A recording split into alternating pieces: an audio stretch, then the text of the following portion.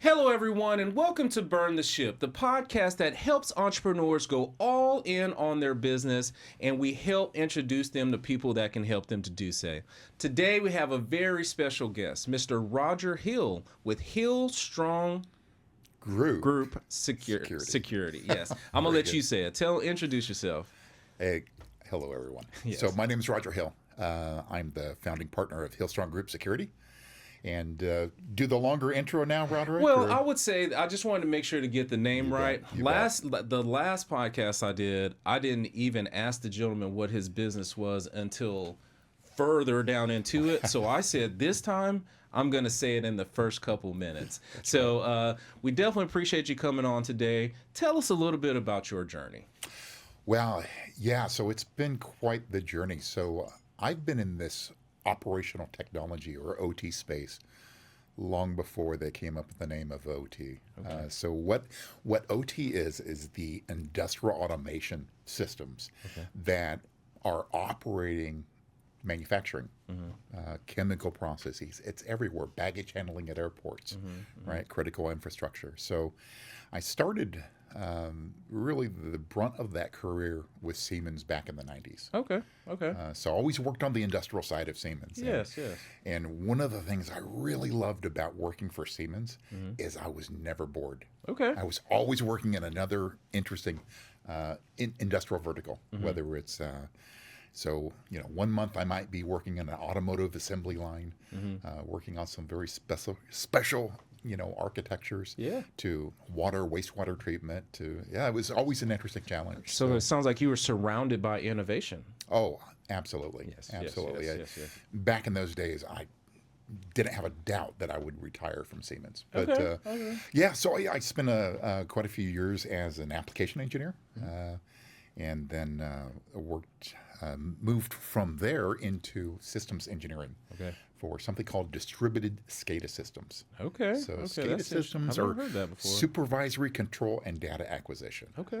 So these are think of these as the larger supervisory systems that are monitoring a lot of those industrial systems that are controlling robotics and automated processes. Okay. Right? Okay. So I did that until we had our first large cyber attack called Stuxnet. Okay. And that was my epiphany moment, if you will, Yes. to transition full-time into cybersecurity. Excellent. Because I always ask that question. I said, what happened that made you burn the ship and go all in on your business? Yeah. And it seems like it was a cyber attack. Tell me the name of it again. Stuxnet. Stuxnet. Yeah, Okay. So okay. this was the first nation-state targeted attack on industrial control systems. Okay. So specifically, this targeted the uranium enrichment facilities in Iran. Okay. So a couple of governments were involved in that. Anyway, it targeted Siemens industrial control systems. So knowing many of the different industrial verticals the way that I did, it was a wake-up call for me. Okay. Because at those days, why would somebody do that intentionally? You wouldn't even consider such a thing. And that just really was a wake-up call. And it, like you said, that was the burning the ship, if you will. Yes. So I really wanted to really protect industrial control systems because it's really about health, safety, environment. It's a larger mission, if you will. Okay. So I ended up really leading the industrial security services business for Siemens, building out that first cybersecurity business to protect critical infrastructure and Siemens clients, and did that for a few years until ultimately, and one thing I should say along that path in the last couple of years, I had started supporting the Siemens venture side. So it was really interesting to look at early stage startups. Yeah. And I performed all the technical due diligence as the global head of technology management. So that was really interesting to see this wave of emerging startups, a lot of them coming out of Israel, Yes. specifically targeting industrial control systems or OT cybersecurity. Ultimately, many of these ideas seemed, oh, have you all seen one of these systems before? Or sometimes there was really great ideas. Ultimately, I had this nagging thought in the back of my mind that I had to go out and do my own tech startup. Okay. So, Okay. so I left in 2015 to be a CTO and co-founder of a startup building out industrial software-defined networking platform. Okay. Okay. And I partnered early on with the U.S. Department of Energy and won a significant project, and that really funded the company initially. Okay. Partnered with another large vendor, Schweitzer Engineering Laboratories, SEL, and did that for about 4 years. Okay. And then ultimately, hey, listen, there's a reason startups are hard. Yes, absolutely. So Absolutely. I ended up leaving that and going back to a large automation vendor, Rockwell Automation, where I led the product security Okay. for the controller and visualization business, and also helped lead strategy on the cybersecurity side, on the venture community. And did that for a couple of years in that whole COVID pre-post, right? Yes, and yes, I remember that. Ultimately, I had some former colleagues from Georgia Tech Research Institute that were all involved in this Swiss-based cybersecurity company, Okay. Kudelski Security. Okay, So I went over there to lead the OT security program globally. Okay. So, Okay. I just reached a crossroads where why do I keep building this for others? Yes. Yes. So yes. here I am again. Now I'm building out something that is a services-led, specialized cybersecurity firm, where I wanted to provide an alternative to really the Big Four approach. Okay. Okay. And Okay. specifically what that means is you might get a senior person in that sales cycle, such as myself from the Big Four. Yes. Right. Yes. But once you sign, you get the junior analyst, Okay. the automated tools. And, there's at least a perception of more cookie cutter, limited value. What I wanted to provide was something different. Okay. I wanted to provide really that white glove, high touch, high value. You get someone like myself, not just in the sales cycle, but the entire journey, that entire relationship. We're there every step of the way, meaning that big silverback, right? Yes. Yes. I And get then it. behind us, yes, there's a team that we are orchestrating, and then we're assuring the quality. So we're providing that leadership and securing that trusted advisor status. Yes. And Yes. that's really it in a nutshell. It's all about value and relationships. This is awesome. I'm telling you, I'm internally excited over here because you're you're an early adapter. You have seen the market. I don't want to say you created the market, but it sounds like you had a hand in it. I was at least present. In the Absolutely, beginning. absolutely. And when I'm surrounded by that type of knowledge, it's awesome because I can tell you there's a lot of things that you're saying that I don't know, and I like to learn like that, and I appreciate you sharing it. Now, as far as with Hillstrong, now tell us a little bit more. Create the framework of the services that you're providing, and who would be a good fit for that service after that. Yeah, certainly. So Hillstrong Group Security is built around a operational technology cybersecurity specialist. So what we are built around today is targeting manufacturing specifically. Okay. So let's talk a little bit about that ideal client profile. So what we're strategically targeting is the global manufacturer that has more than 12 manufacturing sites globally. Okay. And it's really counterintuitive that a new startup would focus on really Fortune 500 manufacturers. You would think more small and medium-sized business, but it's the challenge. Yes. What I think about are these manufacturers that I've worked with in the past that have hundreds of sites, manufacturing sites globally. So here's the challenge. One of the challenges is every standard or framework states that you should be doing an annualized risk assessment of your manufacturing system or your cyber physical system, right? That makes sense. Everyone agrees. Yeah, that makes sense. Mathematically, it's not operationally realistic. How do you do that on 200 sites annually?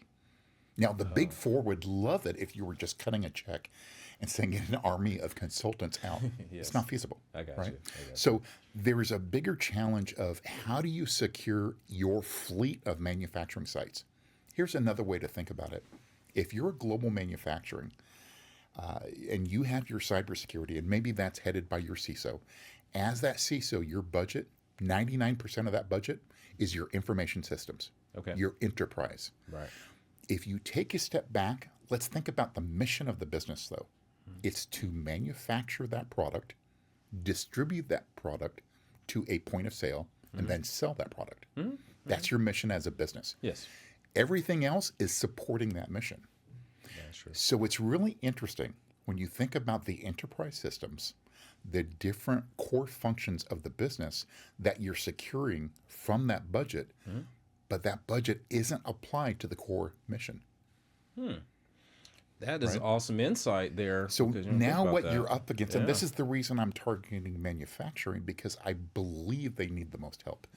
So early on post-DuckSnap, Okay. I did early market validation of what verticals were ready and to adopt, the early adopters, if you will, for OT cybersecurity. Well, with manufacturing, they really took in a position in that immediately post-DuckSnap world, for the most part, Okay. that they're not convinced China and Russia were out to get them. Okay. They were right. Right. Right? Right. They were mission critical. So I think what has changed that is ransomware. So ransomware in the last few years now has targeted manufacturing. And that has really changed the game because now manufacturing, especially global, they're having to ramp up building out OT cybersecurity programs. Okay. So what this really means is this is the opportunity. So you're up against a business model.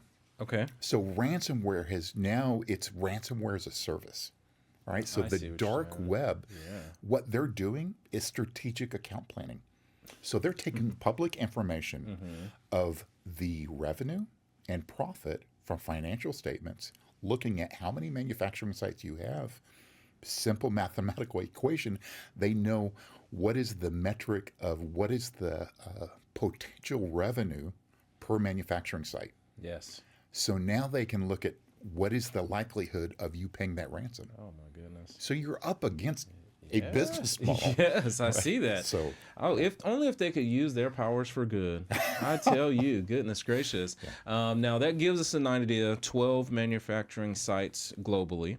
Now for yourself, I'm trying to find who's that referral partner to help you get in with them, or do you have to go directly to those businesses specifically? yeah, so I think that's the $1 million question, Yes, right? yes, So yes. we've focused on a lot of the different layers of digital marketing that you need to, quite frankly. In this B2B world, it's very important that you build that presence on LinkedIn, because that's, that is the platform for B2B. And it's really part of that brand recognition, brand building. So it's important work. It doesn't necessarily translate into direct lead generation. Okay. The best leads within this sector historically is the face-to-face conference events. Alrighty. Right. All right. But really, the best source is direct referrals from other manufacturing CISOs. Okay. There's all sorts of different CISO or cybersecurity information security officer, right? They have a community, and they're always sharing and networking. And so if you can get a referral, and that's why it's so crucial to achieve that position of trusted advisor. Yes, yes, yes. So That makes a lot of sense. In that level of business where you are, it's different as far as referral sources. I can truly see where someone you've already served and shown them the knowledge that you have, that they will be happy to refer someone over, because you're not talking about, one or two HVAC trucks. You're talking about actual facilities, and you didn't say just one. You said I need at minimum 12. So you're looking at a bigger business. But hey, you just never know who's watching today and who they know and who they know. And part of what I want you to share with them also, because you, I can already tell, have acquired a bunch of skills over time. And Little bit. And you have nurtured those skills. And I want to ask you to share one of those or two of those that you have acquired over time and used in your career and now in your new business. What would you like to share with the audience? So I think from a startup perspective, I think some of let's talk about the characteristics that lead to the opportunity for success. Okay. Because the success definitely is not guaranteed. You have to be willing to take on some risk. Yes. But perhaps the most important thing is you have to not be afraid of making a mistake. Making a mistake is okay as long as you recognize that mistake early Yes. so that you can adapt and learn from it. Okay. So, for example, one of the things that I used to state for building out a software-defined networking platform is I learned 1,000 ways how not to do it. Okay. Right. Okay. So those lessons, that's so key. You need to experiment, build that hypothesis, and then experiment and validate Okay. continuously. Yes. Yes. And that's really key. And then you have to believe in what you're building, what you're creating. If you don't have that belief, Right. Your chances of success are limited. If you're always ready to hit the eject button, And it's not then gonna be with all successful. that, Yeah. it has to be the right timing and a little bit of luck, maybe a lot more luck. I understand. So basically, you're saying, hey, look, you gotta just keep going. Absolutely. You can't get And be creative. Yeah, you can't be disturbed and afraid to get out there and do it, because if you stay safe, you may miss it. That's what it sounds like Absolutely. you're sharing. And it's, for example, let's just take marketing as an example. Yes. Try many different avenues of digital marketing. Do smaller experimentation. Find out what is actually working within what sectors, within what demographics. Everything is about experimentation and learning from that. Okay, makes a lot of sense. Now, you have shared a lot with us today about your experience, about your business, and what we also like the entrepreneurs to see as they're watching the show is that Roger is also a human. So let's just say you have secured all of those manufacturing facilities all over the world. What would you take time to do for yourself? Oh, wow. For myself. Okay, so let's project out for a moment what that would look like. Yeah. Let's just say that I had a very successful exit. Yes. Right? Yes. What I would love to do is go back and be an angel investor. Okay. And I would love to work with other, emerging entrepreneurs and to really help them with all of the painful lessons that I've learned over time. Yes. Because I just love that community of the people that want to conquer and change the world. Yes. And, I enjoyed that from the moment I started working with doing some of the tech due diligence with Siemens and Siemens Ventures, with some of the emerging startups, to being in the startup world myself.